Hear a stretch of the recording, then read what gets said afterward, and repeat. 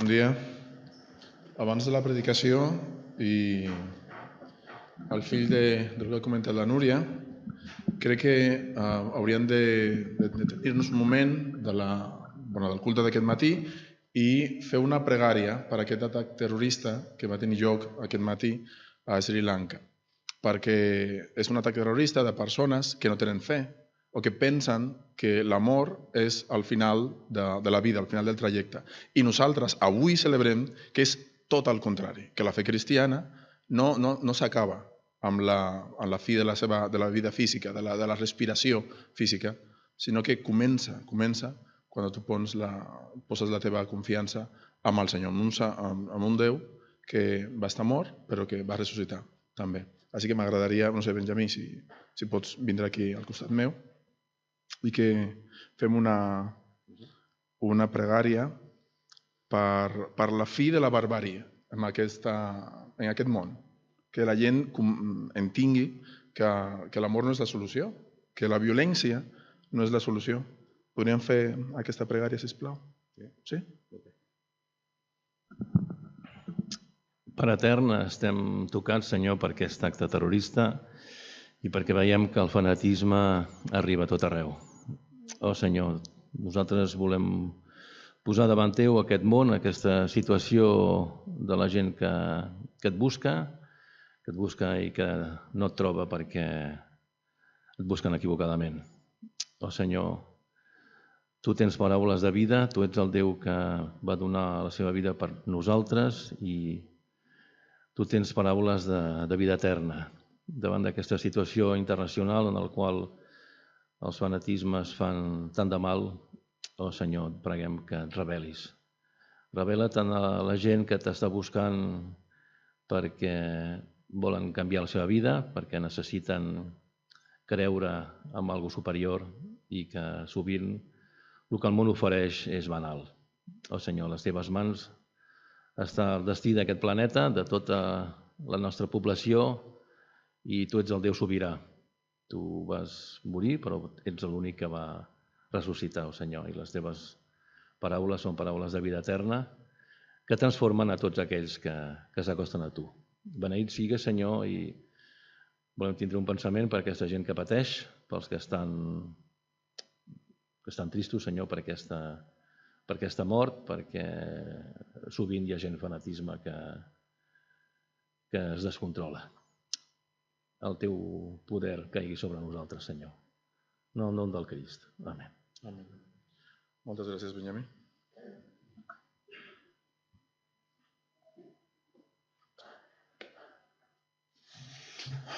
Bien, buenos días.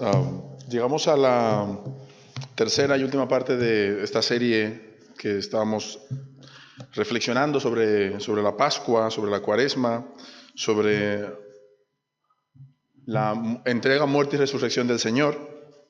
Y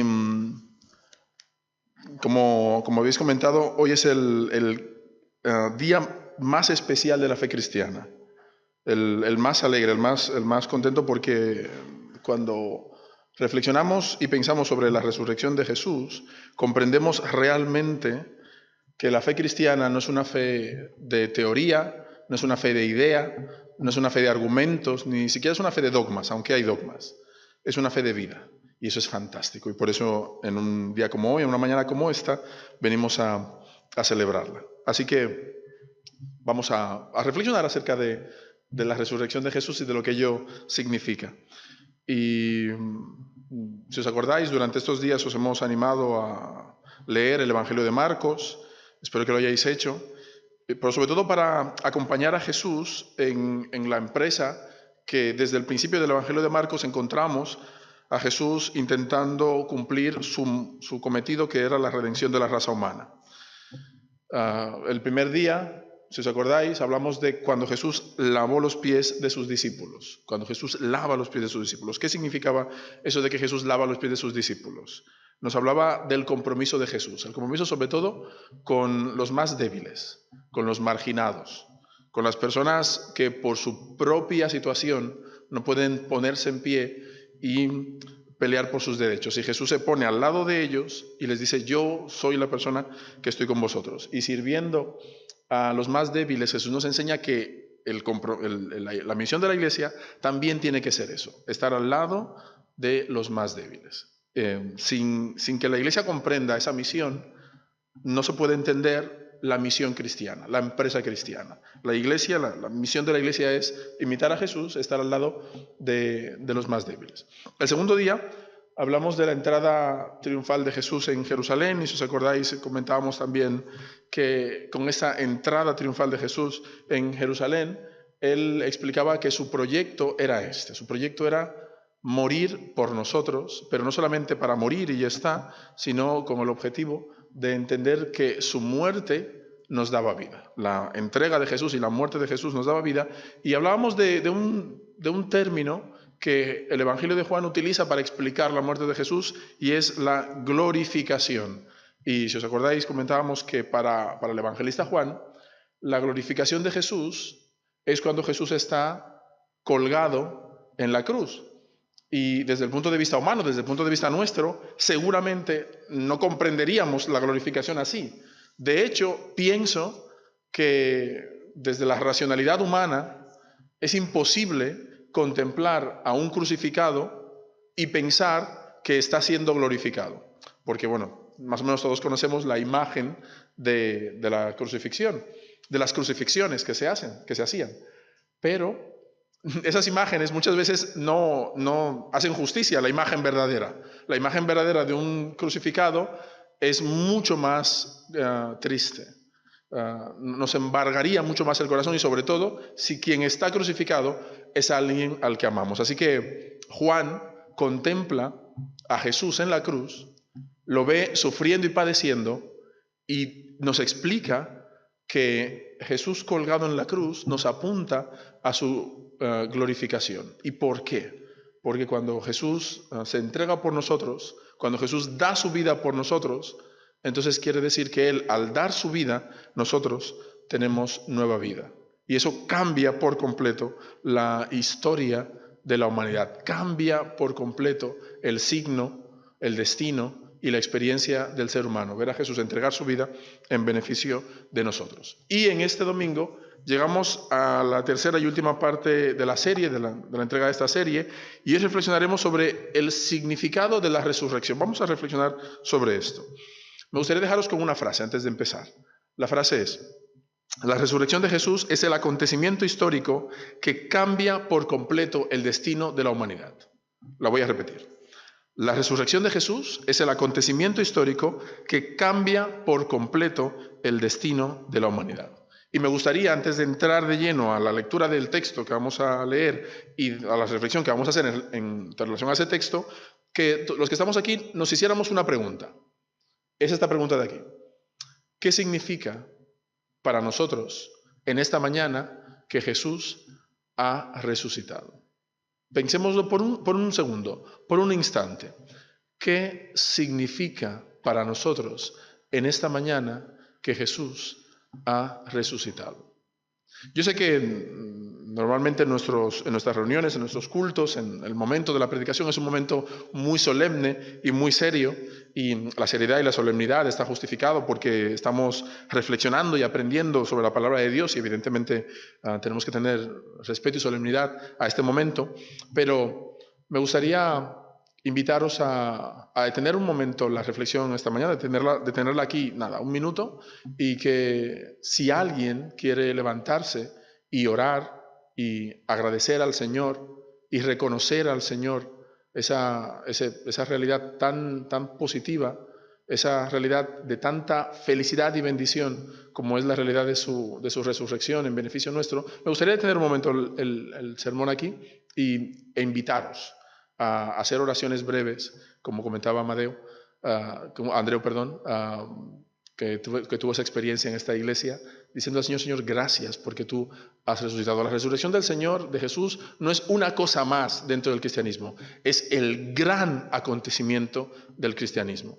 Y para realmente hacerle justicia a la resurrección de Jesús, en lugar de simplemente cumplir un programa, ante la realidad de la muerte de Jesús y su resurrección, tenemos que detenernos y pensar, ¿qué significa la resurrección para mí? Y me gustaría daros un minuto para, si alguno quiere levantarse allí donde está y agradecer al Señor por este hecho, os invito a hacerlo, si queréis.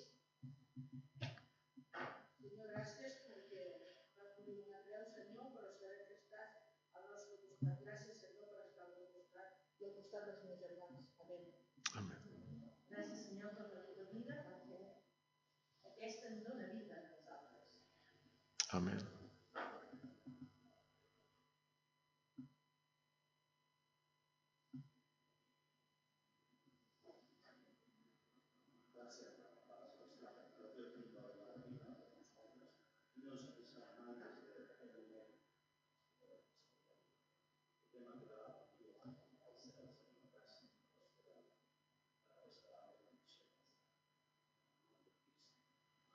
Amén.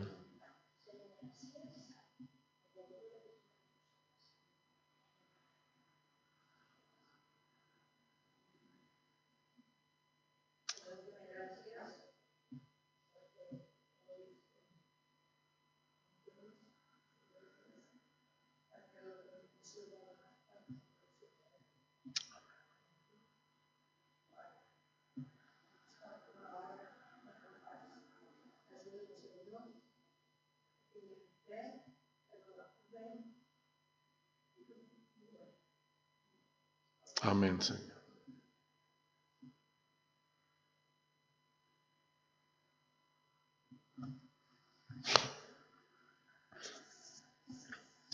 Bueno, vamos a leer en esta mañana 2 textos para reflexionar acerca de la resurrección de Jesús. El primero se encuentra en Lucas 15:39.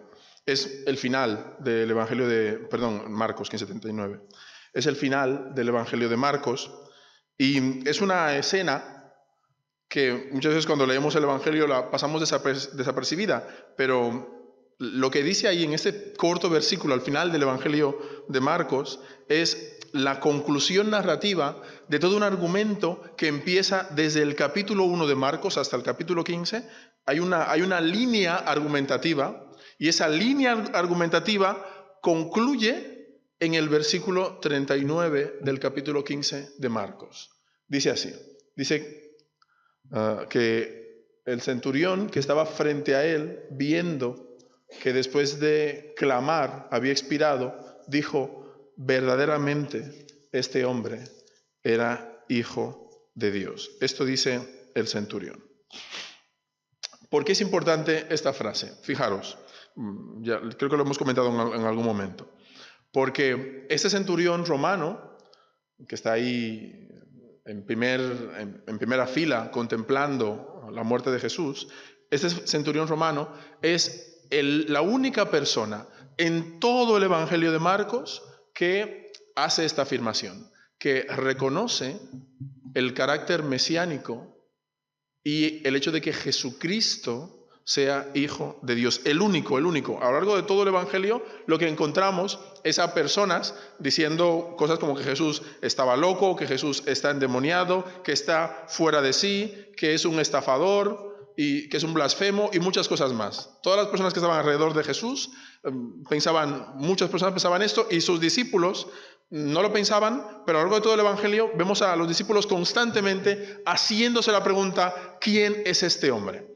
Y cuando Marcos coloca esta pregunta en boca de los discípulos, lo que quiere hacer es que nosotros también nos hagamos esta pregunta: ¿quién es este hombre? Así que a lo largo de todo el Evangelio de Marcos, la pregunta ¿quién es Jesús? Está ahí en el aire, está flotando en el aire. ¿Quién es Jesús? ¿Quién es Jesús? ¿Quién es Jesús? La pregunta a lo largo de todo el Evangelio no se contesta. Nadie responde esta pregunta, solo al final el centurión romano que responde la pregunta y dice: verdaderamente este hombre era hijo de Dios.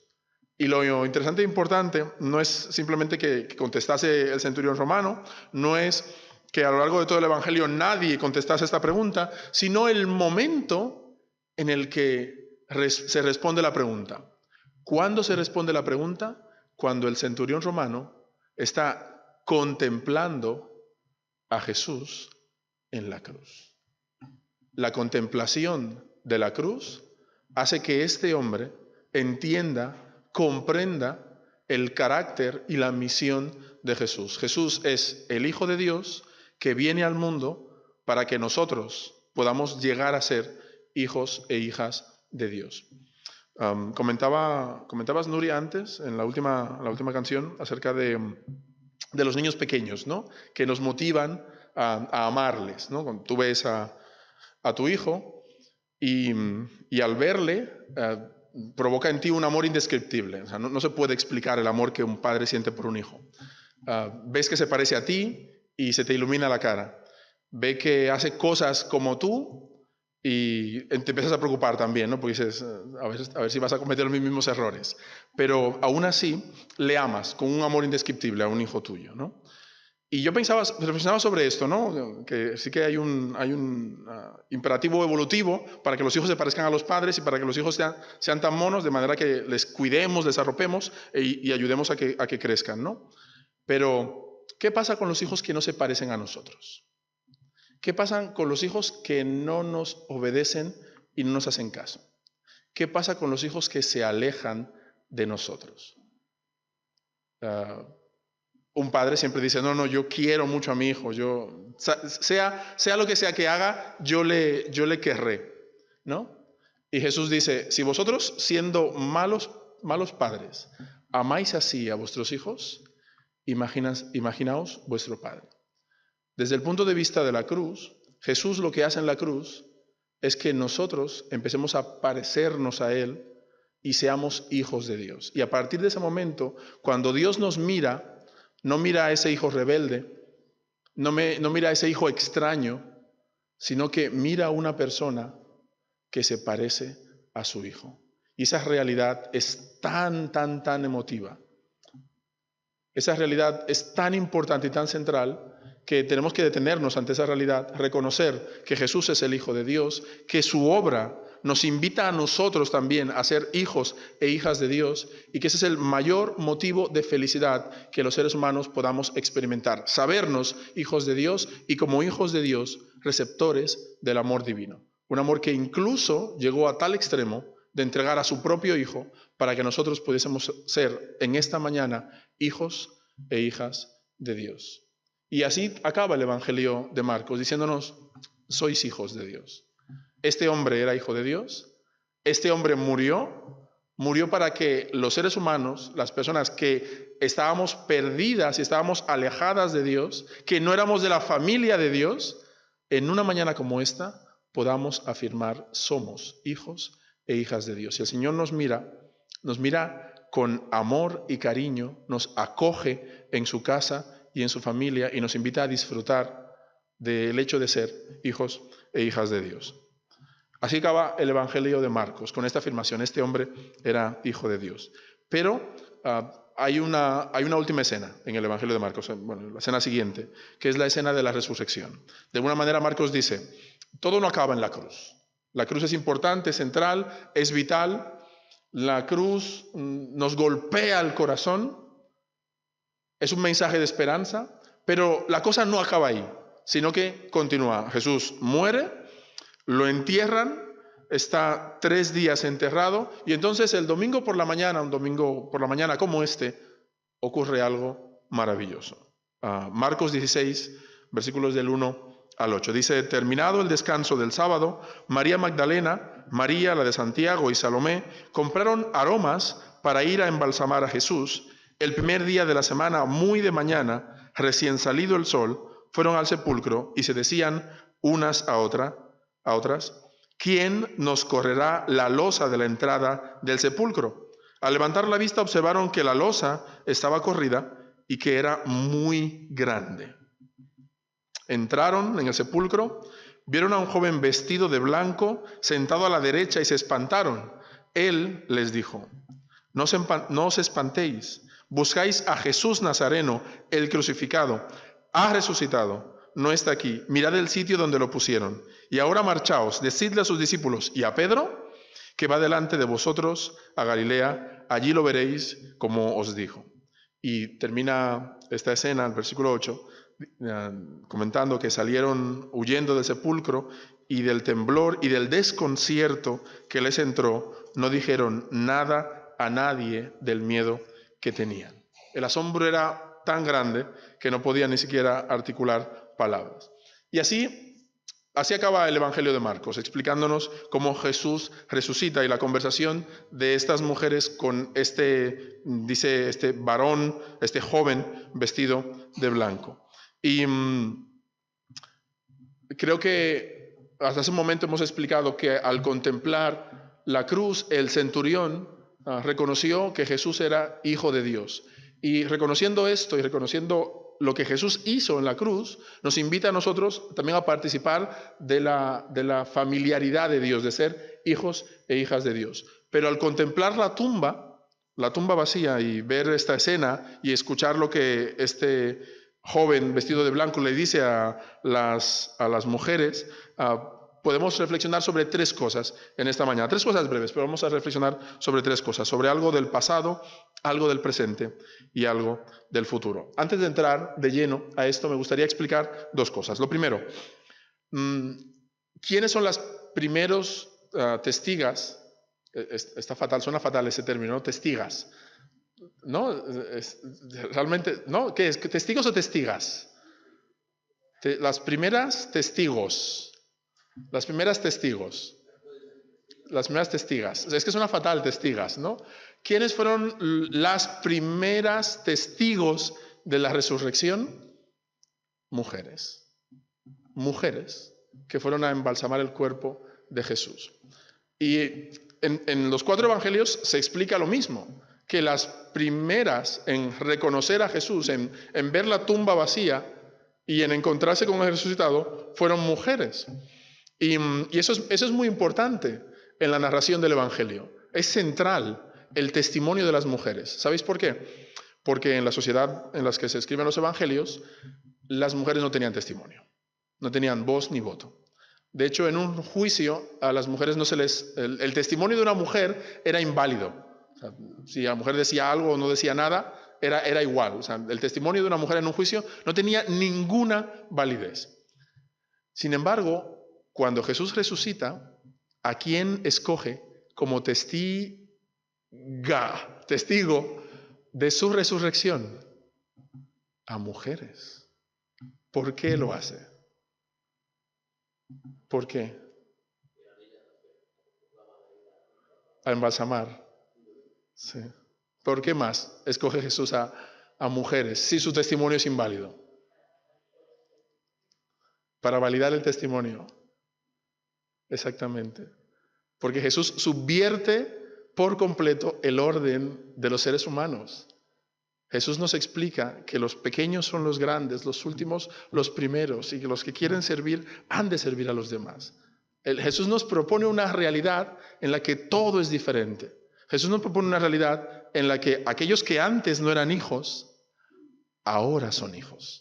Y el testimonio de aquellos que no servía para nada, ahora es nada más y nada menos que las primeras testigos de la resurrección de Jesús. Un teólogo dijo una vez, un teólogo llamado Jürgen Moltmann, teólogo alemán, dijo una vez, si las mujeres no pudiesen hablar, no tendríamos testigos de la resurrección. ¿No? Qué maravilloso.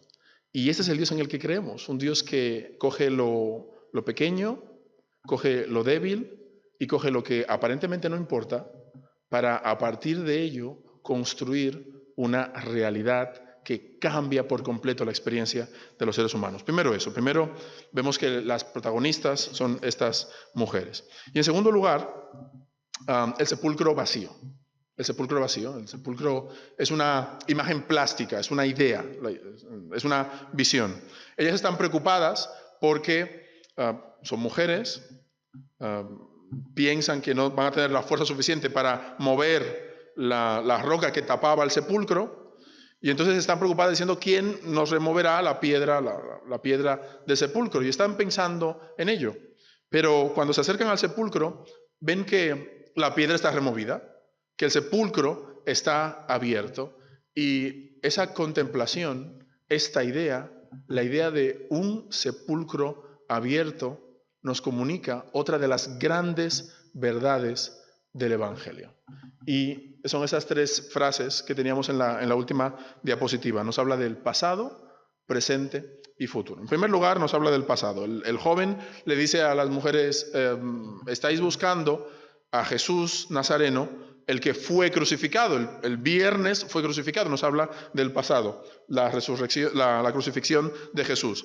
La obra de redención pasa inevitablemente por la crucifixión. No podemos obviar la crucifixión. La cruz es parte central e importante de la obra redentora de Jesús. La cruz nos habla de la entrega y el compromiso del Señor por nosotros, de ese amor incondicional que el Señor manifestó muriendo en nuestro lugar. El Señor murió para pagar los pecados que nos correspondía pagar a nosotros. El lugar que nos correspondía a nosotros en la condenación lo asumió el Señor por amor a nosotros. Y eso es maravilloso, es fantástico, es evocador, es esperanzador. El Señor ocupó nuestro lugar y por eso nosotros en esta mañana podemos sentarnos a la mesa del Señor y disfrutar de la dignidad de ser hijos e hijas de Dios. Primero, pasado. El Señor fue crucificado. En segundo lugar, presente. No está aquí. No está aquí. Estáis buscando a Jesús en un lugar que no está. Estáis buscando a Jesús en un sepulcro donde pensáis que puede estar, pero os equivocáis. No está aquí. El sepulcro está vacío. Y lo interesante de este presente, de ese no está aquí, tiene que ver con la experiencia de los discípulos, la experiencia de esos primeros discípulos. Claro, aunque Jesús le había explicado a los discípulos varias veces que Él iba a resucitar, los discípulos no lo comprendieron hasta que no ocurrió el hecho, de manera que los discípulos buscan constantemente a Jesús en el sepulcro o en las inmediaciones. También en el Evangelio de Juan se dice que María Magdalena confunde a Jesús con el hortelano, la persona que está cuidando el huerto, y que María Magdalena le dice, Señor, si tú cambiaste el lugar del cuerpo de Jesús, dinos dónde está y yo iré a buscarlo. Y si os acordáis, en esa escena, Jesús grita el nombre de María. Dice que Jesús grita el nombre de María y lo pronuncia en arameo, ¿no? Dice, Miriam.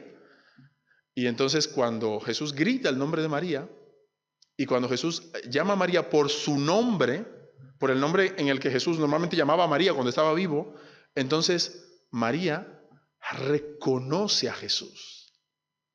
Intenta abrazarlo y Jesús le dice, no me toques porque aún no he subido a mi Padre todavía, ¿no? Pero es ese momento, reconocer a Jesús.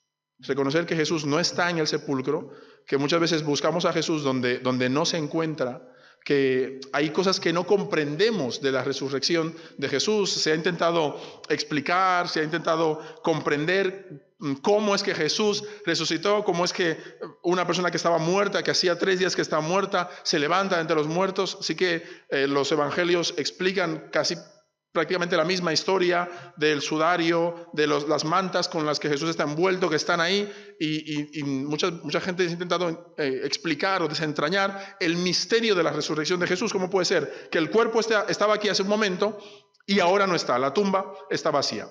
Me gustaría recomendaros algo, y es que como cristianos y cristianas, como creyentes, debemos mantenernos sorprendidos por el misterio. No sabemos cómo fue, pero sí sabemos que resucitó. No podremos entender hasta que no estemos con el Señor de qué forma resucitó Jesús. ¿Cómo explicar la resurrección? No lo sabemos. Y como no lo sabemos, y no es simplemente motivar una fe ciega, pero sí el hecho de reconocer que hay cosas que no comprendemos y no comprendemos cómo es que Jesús estaba, en un momento estaba ahí su cuerpo y al momento siguiente ya no estuvo, que la tumba estaba vacía. La tumba vacía nos habla de la resurrección de Jesús y de el misterio de la resurrección. No podemos comprenderlo. Y como es un misterio, me gustaría animaros a abrazar ese misterio, a entender que hay cosas que no podremos comprender, no lo podemos comprender todo, pero aunque no lo comprendamos todo, hay algo que sí podemos afirmar, y es que Jesús ha resucitado. Muy bien, y el futuro. Ese joven con vestiduras blancas le dice a las mujeres, Él va delante de vosotros a Galilea, allí le veréis. Él va delante de vosotros a Galilea, allí le veréis. ¿Por qué dice esto este joven? Fijaros, cuando a Jesús lo matan, las personas que estuvieron con Jesús durante el tiempo de su ministerio, evidentemente están desconsoladas, están tristes. Los discípulos de Maús, la explicación que da Lucas sobre este hecho, dice que los discípulos de Maús están desconsolados y están tristes y están caminando cabizbajos de Jerusalén a Emaús diciendo, pensábamos que este iba a ser el que nos iba a liberar del yugo de los romanos, lo han matado y ya es el tercer día que ha ocurrido esto. Y ellos mismos dicen, y unas mujeres nos han explicado, o sea, fijaros que en Lucas el testimonio de los discípulos de Maús menosprecia el testimonio de las mujeres. Dice, y unas mujeres al ir a la tumba y encontrarla vacía nos han dicho que han visto visión de ángeles y que les han dicho que Jesús ha resucitado, pero no entendemos esto, ¿no? Y entonces, ¿qué ocurre? Que allí en el camino a Maús, Jesús les explica todo lo que tenía que ocurrir. Y al final del camino de Maús hay una escena muy hermosa. Y es que llegan a una parada, Jesús hace como que va más lejos, ellos le insisten en quedarse, se sientan a la mesa y parten el pan. Y dice el texto que cuando Jesús partió el pan, ¿qué ocurrió? Le reconocieron. Así como María reconoció a Jesús cuando le llamó por su nombre, cuando Jesús le dijo, María. Y entonces ella dijo, eres tú, Señor. Los discípulos de Maús reconocieron a Jesús ¿en qué momento? Al partir el pan. Y en esta mañana vamos a partir el pan y dentro de un momento cuando partamos el pan vamos a intentar también reconocer a Jesús allí en la fracción del pan. Y hablábamos de los discípulos de Maús, esos discípulos que estaban ahí cabizbajos y que estaban tristes. Estaban tristes porque Jesús, ellos tenían una esperanza en Jesús y esa esperanza fue cortada. Sin embargo, cuando Jesús resucita, las palabras del ángel son, Jesús no está aquí, ha resucitado, decide a los discípulos y a Pedro que Él va delante de vosotros a Galilea, allí le veréis. La pregunta es, ¿por qué Galilea? ¿Por qué Galilea? ¿Sabéis por qué el ángel le dice, id a Galilea y allí os encontraréis con el Señor? ¿Qué pensáis? ¿Por qué Galilea? ¿Os habéis hecho esta pregunta alguna vez? ¿Sí? Benjamín, ¿por qué Galilea? No, estaban en Jerusalén. No, estaban en Jerusalén, ¿no? Espera, al ver, donde ellos pescaban, era su casa. ¿Marius? En Jerusalén, claro, estaban escondidos, sí.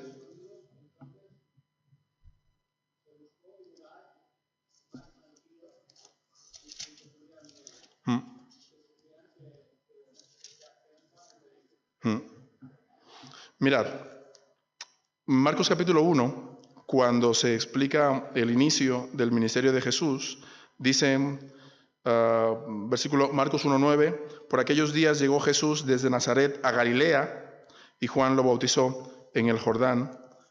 Y versículo 14, y cuando detuvieron a Juan, Jesús fue a Galilea a pregonar de parte de Dios la buena noticia que decía, se ha cumplido el plazo, ha llegado el reinado de Dios, enmudaos y creed la buena noticia. El proyecto salvífico de Jesús comienza en Galilea. Desde la perspectiva de los discípulos, el proyecto salvífico de Jesús, la propuesta de la instauración del reino, acaba en Jerusalén, porque a Jesús lo matan en Jerusalén. Bueno, lo matan a las afueras de Jerusalén, pero lo matan en Jerusalén. De hecho, Jesús mismo dice, ningún profeta muere fuera de Jerusalén. Y cuando Jesús resucita, invita a sus discípulos a reencontrarse con Él, ¿dónde? Allí donde el proyecto salvífico había empezado, en Galilea. Galilea es un lugar que representa el inicio del programa, del proyecto salvífico de Dios para la humanidad. Y cuando Marcos, en la boca de este ángel, nos dice que Jesús invita a sus discípulos a reencontrarse con Él en Jerusalén, en Galilea, lo que está diciendo es que el proyecto vuelve a empezar, vuelve a iniciar. La muerte de Jesús no ha terminado la propuesta de Dios. Las cosas que no comprendemos, esa tumba vacía, el hecho de que Jesús no está aquí, el hecho de que no comprendemos lo que ocurrió, no invalida la propuesta de Dios. Las palabras del ángel son: id a Galilea, allí os encontraréis con el Señor. ¿Y por qué en Galilea? Porque en Galilea comienza, reinicia otra vez el proyecto salvífico de Dios. ¿De qué nos habla la tumba vacía? De que el Señor otra vez reinicia su proyecto de salvación para la humanidad.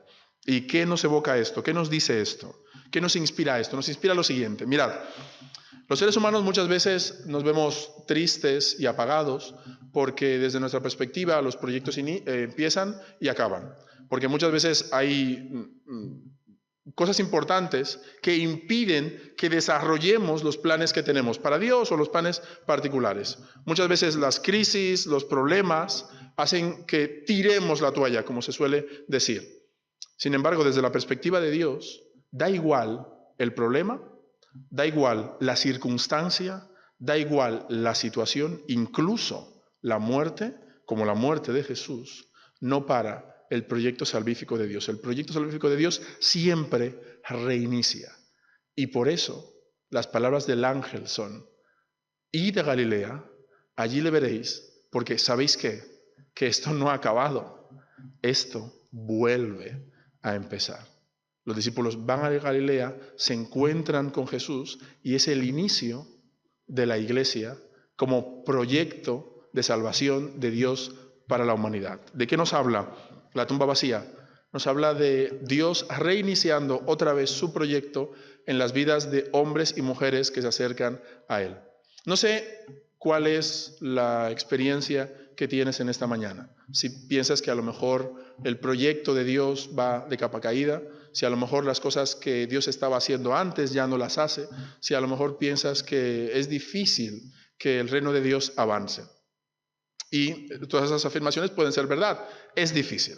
Las personas están cada vez dándole la espalda más a Dios. Según los informes sociológicos, Cataluña es una de las regiones de la península ibérica donde hay más ateos, donde es más difícil hablar de Dios y vivir el Evangelio, donde más personas se reconocen, no solamente que son ateas, sino que no les interesa para nada la fe y la religión. Pero en un domingo como este, en el domingo de resurrección, ante las palabras del ángel diciendo: id a Galilea, allí le veréis, nosotros como creyentes, como seguidores y seguidoras de Jesús, podemos estar felices porque la obra de Dios jamás se detiene, siempre se reinicia. Me gustaría que nos quedemos con esa nota de optimismo y esa nota de alegría. El Señor está constantemente reiniciando, reanimando, reconstruyendo su proyecto en la vida de hombres y mujeres que deciden seguirle. Que el Señor nos bendiga. Acabaremos la celebración de este domingo de resurrección de la mejor manera posible, y es reencontrándonos con Jesús también, con el recuerdo de lo que Él hizo en la mesa, en el partir el pan. Como os hemos explicado, los evangelios están repletos de escenas después de la crucifixión y resurrección de Jesús, donde los discípulos, donde los seguidores de Jesús reconocen a Jesús cuando Jesús parte del pan. Y eso es lo que vamos a hacer en esta mañana. Vamos a acabar este precioso culto de esta manera, partiendo el pan y compartiéndolo unos con otros. Me gustaría pedir a los que me van a ayudar que se pongan de pie, por favor. Y vamos a hacer el partimiento del pan en esta mañana leyendo la versión que se encuentra en el Evangelio de Marcos. ¿Cómo no? Estamos reflexionando Marcos y vamos a leer la que dice el Evangelio de Marcos. Pero antes, simplemente explicar una cosa muy breve, muy breve. ¿Por qué es tan importante el partimiento del pan? ¿Por qué los discípulos, después de que Jesús muriera y resucitase, los reconocen en el partimiento del pan? Os explicaré por qué, según lo que dicen los evangelios. Porque a lo largo de todos los evangelios, Jesús se muestra como el gran anfitrión que invita a las personas a sentarse a su mesa y compartir con Él el mensaje de salvación, que Dios ama a las personas, incluso o sobre todo a la gente que cree que no merece ser amada. Y eso es fantástico. ¿Y sabéis por qué es fantástico? Porque el Señor nos invita a su mesa. Y nos invita a todos a su mesa. No solamente a la gente perfecta y buena. No solamente a la gente que cree que no tiene pecados o errores, sino que nos invita a todos, a todas las personas. Y lo que hacía Jesús, que nadie hacía en los evangelios y en la época de Jesús, es que Jesús se sentaba a la mesa e invitaba a todo el mundo a sentarse en esa mesa. Y eso hacía que sobre todo la gente religiosa de su época, los fariseos, los escribas, los doctores de la ley, se pusiesen de los nervios porque decía, este hombre se sienta a la mesa y permite que publicanos, prostitutas y pecadores coman pan con él. ¿Cómo puede ser esto? Y decían, si este hombre viniera realmente de Dios, sería esto imposible. Y a Jesús eso no le importaba mucho. Y en más de una ocasión decía, ¿sabéis por qué yo hago esto? Porque el que está sano no tiene necesidad de médico. El que está enfermo sí que tiene necesidad de médico. Y Jesús decía, aprended lo que significa, misericordia quiero y no sacrificio. Realmente ese es el sentido de las acciones de Jesús, de cuando Jesús se sentaba a la mesa e invitaba a las personas a sentarse junto con él. De manera que cuando Jesús lo matan, lo entierran y resucita, sus discípulos reconocen que es Jesús, porque Jesús otra vez se sienta a la mesa y les invita otra vez a participar del pan y del vino. Y dicen, este es nuestro Jesús. Así que en esta mañana me gustaría que reconozcamos a este Jesús que nos invita a sentarnos a la mesa con Él en el pan y en el vino. Un Jesús que no le importa cuán perfectos nosotros seamos. No tenemos que entregar un carnet de perfección para sentarnos a su mesa. Lo único que necesitamos es confiar en Él, entregarnos a Él, creer en Él, porque Él ya lo hizo. Él purificó nuestras vidas en la cruz y selló eso a través de su resurrección.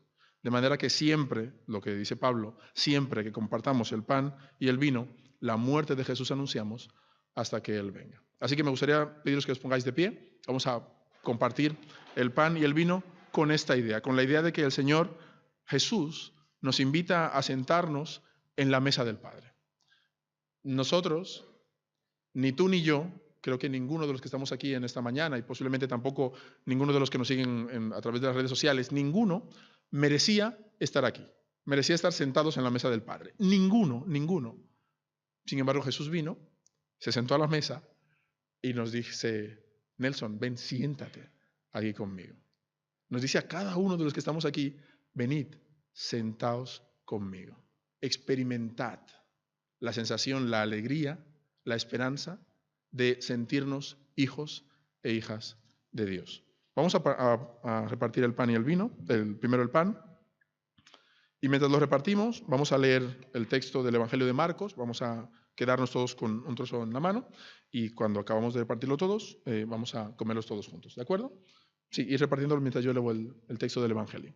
Dice así, Marcos 14, 22, dice, mientras comían, Jesús cogió un pan y pronunció la bendición, lo partió y se lo dio a ellos diciendo estas palabras, diciendo, tomad, esto es mi cuerpo.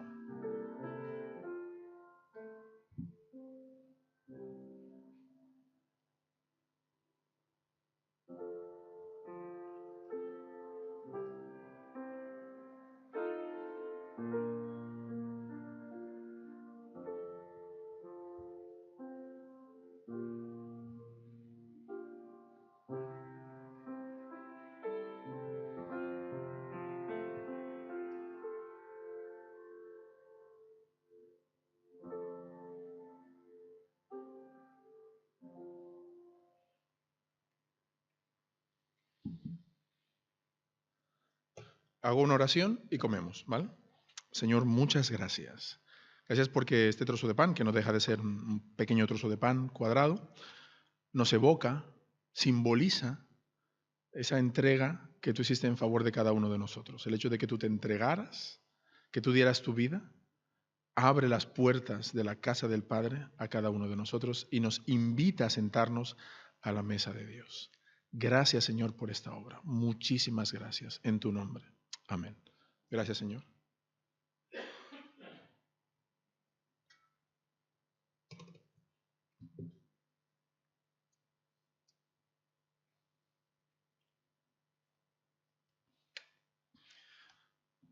Ahora haremos lo propio también con el vino. Voy a leer el texto. Luego todos cogeremos una copita de vino, nos quedaremos con ella en la mano y luego haremos igual con el pan. Dice el texto de Marcos, dice, cogiendo una copa, pronunció la acción de gracias, acción de gracias. Se la pasó y todos bebieron. Y les dijo, esta es mi sangre, la sangre de la alianza, la sangre del pacto, que se derrama por todos, no por unos pocos, no por los buenos, no por los sabios, no por los inocentes, por todos, buenos y malos, ricos y pobres, blancos y negros, hombres y mujeres, por todos. Y Jesús dice, os aseguro que ya no beberé más del fruto de la vid hasta el día aquel en que lo beba, pero nuevo en el reino de Dios.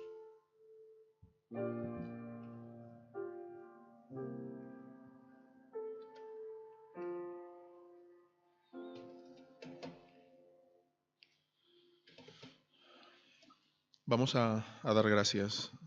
El texto dice que cogiendo la copa dio gracias. Señor, te damos muchas gracias en esta mañana. No solamente porque recordamos tu obra, sino también porque en este domingo, Pascua de Resurrección, los cristianos y las cristianas, los creyentes, podemos estar seguros de que tu obra hace que se inaugure una nueva etapa, una nueva vida, una nueva realidad, una nueva manera de existir.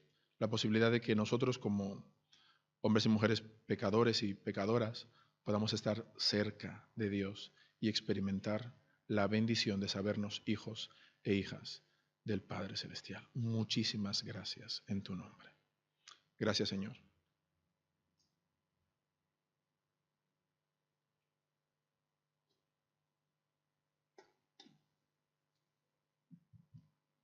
De esta manera acabamos este culto de Pascua de Resurrección.